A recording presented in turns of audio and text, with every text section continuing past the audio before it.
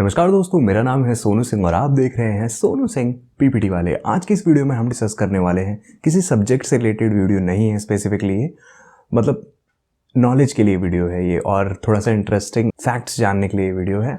तो आज की इस वीडियो में हम डिस्कस करने वाले हैं कस्टमर सर्विस के बारे में। ठीक है, कस्टमर सर्विस आपने बहुत सुना होगा, मतलब आपने भी ऑनलाइन कभी शॉपिंग की होगी तो कोई दिक्कत हो जाती है तो हम कस्टमर सर्विस पे कॉल करते हैं। तो वही होने वाली है वीडियो आज की कि कस्टमर सर्विस किसी बिजनेस के लिए कितनी इंपॉर्टेंट क्यों होती है, क्या होता है कस्टमर सर्विस, कितने तरीके की कस्टमर सर्विस हो सकती है, क्या बेनिफिट होता है कस्टमर सर्विस से किसी भी बिजनेस को। ठीक है, तो ये सारी चीज़ें हम डिस्कस करेंगे और थ्रू आउट द वीडियो हम रियल लाइफ या रियल कंपनीज़ का एग्जांपल लेंगे।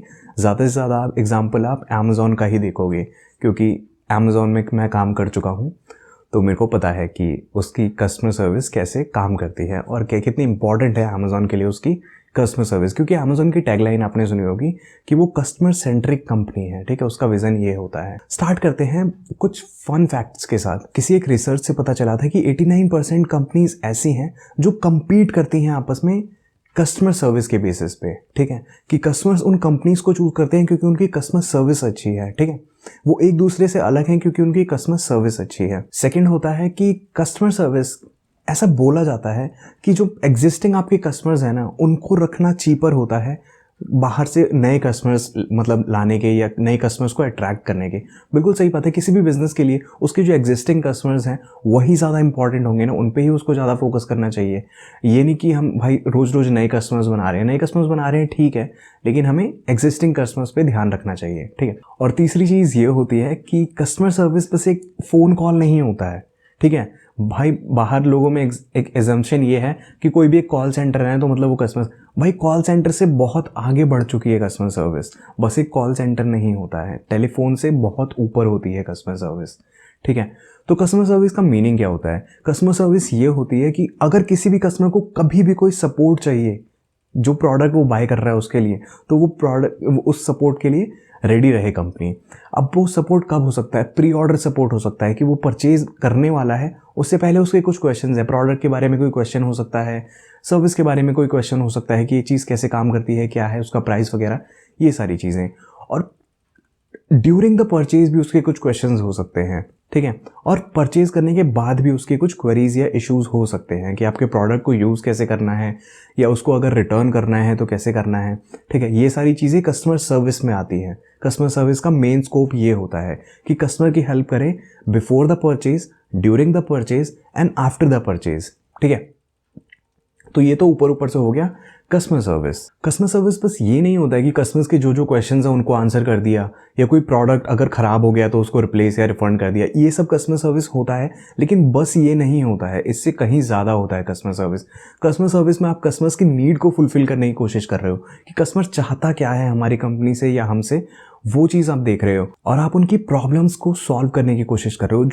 जो उनकी सिचुएशन है उसमें खुद को रख के देख रहे हो और उस हिसाब से उनको सोल्यूशन प्रोवाइड कर रहे हो या उनकी प्रॉब्लम का सोल्यूशन दे रहे हो, एक तरह से रिजोल्यूशन दे रहे हो। ऑलराइट, तो ये तो हो गया कस्टमर सर्विस कि होता क्या है कस्टमर सर्विस। अब आ गया भाई कितने तरीके की कस्टमर सर्विस हो सकती हैं। ठीक है, टाइप्स ऑफ कस्टमर सर्विस, कि कोई भी कंपनी अपने कस्टमर्स को सर्विस कैसे प्रोवाइड कर सकती है, कैसे उनका जो प्रॉब्लम है, जो भी वो इशू फेस कर रहे हैं, वो कैसे वो रिजॉल्व कर सकती है। तो यहाँ पे कुछ 6 तरीके की कस्टमर सर्विस हो सकती हैं। ठीक है, बस एक फ़ोन कॉल नहीं होता है कस्टमर सर्विस, 6 तरीके से हो सकती है कस्टमर सर्विस।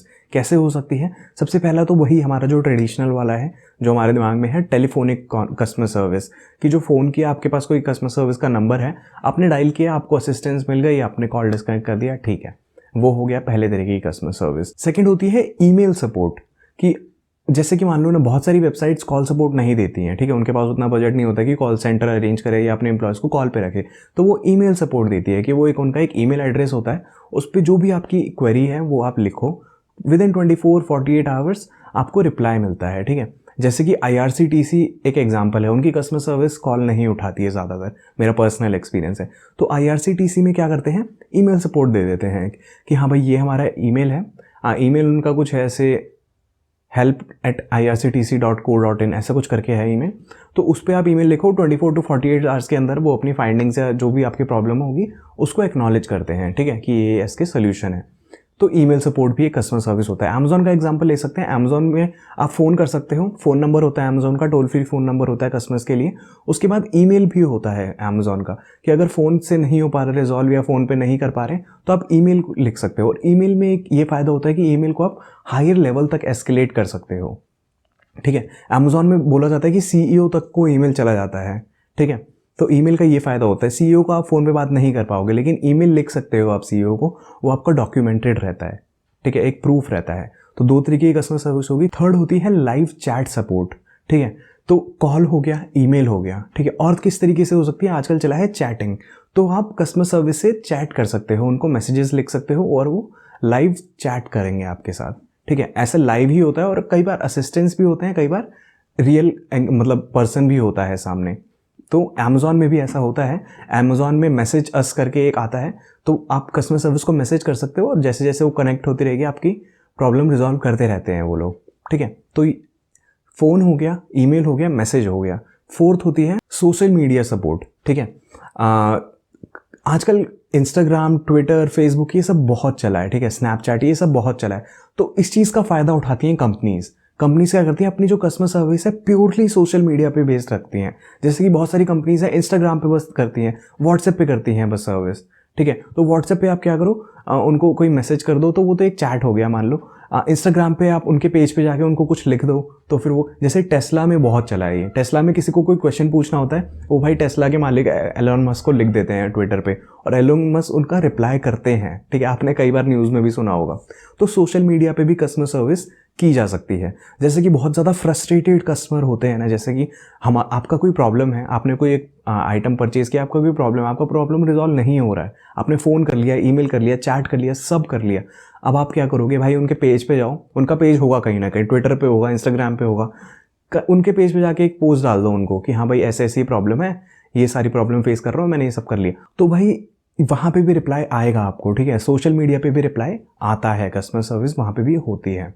तो 4 तरीके की कस्टमर सर्विस हो गई अब तक, ठीक है। Telephone, email support, chat support और सोशल मीडिया। फिफ्थ होती है कस्टमर सेल्फ सर्विस। जैसे कि अमेजोन का फिर से आप एग्जांपल ले सकते हो। अमेजोन के हेल्प पेजेस होते हैं कुछ। आप अमेजोन की वेबसाइट पे जाओगे, स्क्रॉल डाउन करोगे, सबसे लास्ट में जाओगे, आपको एक हेल्प करके लिखा होगा। उस पर अगर आप क्लिक करोगे तो उनके बहुत सारे पेजेस होते हैं। उस पर आप कुछ भी सर्च करो कि I need help with an item, I need help with something else, कुछ भी सेटिंग्स होती हैं, तो आप वहाँ पे लिखोगे। आप वहाँ से भी मतलब उनके ऑटोमेटेड कुछ पेजेस होंगे, वो पढ़ के भी आप अपनी प्रॉब्लम रिजॉल्व कर सकते हो या अपने क्वेश्चंस का आंसर ले सकते हो।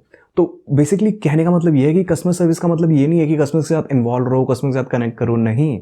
आप कस्टमर की एजुकेशन भी दे सकते हो। उसमें अपनी वेबसाइट पे कुछ डाल दो भाई कैटलॉग कि कस्टमर्स ये प्रॉब्लम फेस कर रहे हैं, इसका सोल्यूशन ये है। तो बहुत सारे कस्टमर आपको कॉन्टैक्ट करने की बजाय वहाँ पर जाके वो चीज़ देख सकते हैं। कस्टमर्स का भी टाइम बचेगा, आपका भी टाइम बचेगा, पैसा बचेगा, ठीक है। तो इस तरीके की कस्टमर सर्विस भी हो सकती है, जिसको बोलते हैं कस्टमर सेल्फ सर्विस। कस्टमर जा रहा है खुद आपकी वेबसाइट पे या जहाँ पे भी आपका बिजनेस है, वो खुद देख ले रहा है कि हाँ भाई इस प्रॉब्लम का ये सोल्यूशन है, तो ठीक है, ऑलराइट।